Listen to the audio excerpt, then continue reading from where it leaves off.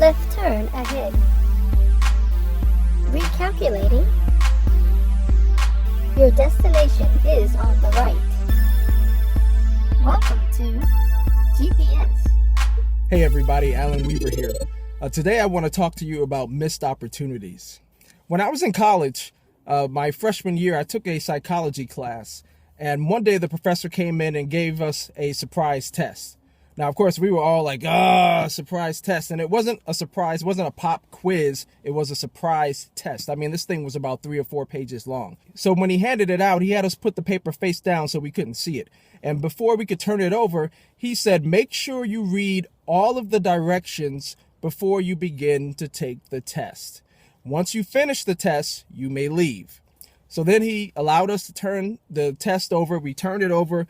We started feverishly working. I mean, there were about 2 paragraphs worth of directions. I skimmed maybe the first paragraph, and then I just jumped in and started working. So we're going. At about 2 minutes in, one of the guys, he gets up, takes his stuff, takes the test, and goes to the front where the professor is. He hands the test in. They smile. He looks at us as he's walking out, he smiles, and he leaves. Now we're looking like, what in the world? Like, what does this guy know that we don't know? But we can't really think about that because we've got to take this test. So I'm back at the test. I'm going through, questions are hard. So I'm thinking, man, in the back of my mind, trying to take the test. And then I thought about what the professor said. Make sure you read all of the directions before you take the test. So I went back to the front page, read through the first paragraph like I had did, and then went to the second paragraph. Got to the last line, and the last line said, if you are reading these words, then you do not have to take the test. Simply write your name on the top of the test and turn it in. You are free to go.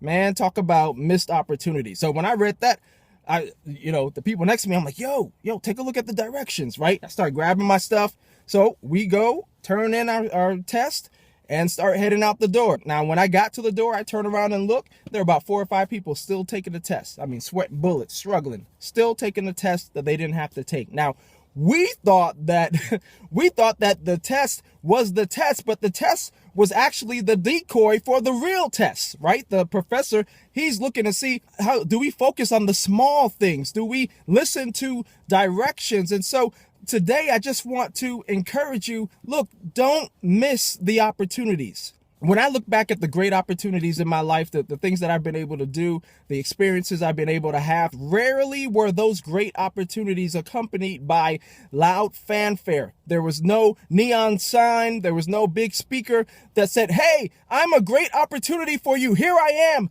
Take me. If you don't take advantage of me, you will be stuck for the next 10 years of your life. The opportunities didn't come like that. Actually, they were subtle. They were so small that I would have missed them. Like when you're sitting at the light and it's red and you're texting and looking at your phone and it turns green and you don't even realize it because you're busy being distracted from what you should be focusing on. And then by the time you look up, the light's already turned yellow and turned red again and you're stuck. So I just want to encourage you, as we're in 2016 and whatever you're trying to do in your life, whatever breakthrough you're trying to have, don't miss the opportunities. The opportunities that you're looking for, that you need, they're not going to be big and bright and loud and flashing. They're going to be small and they're going to be subtle. But if you see them, if you take notice of the cues and then you take advantage of the opportunity, then you'll find that the opportunity that you need for growth and for development, for provision, that it'll be right there if you take advantage of the subtle opportunities and then do the work that you have to do so that you don't have to look back on your life and say, man, I missed it. I see it now. Hindsight is 20/20. I see it now. I wish I would have done that then. You don't want coulda, shoulda, woulda.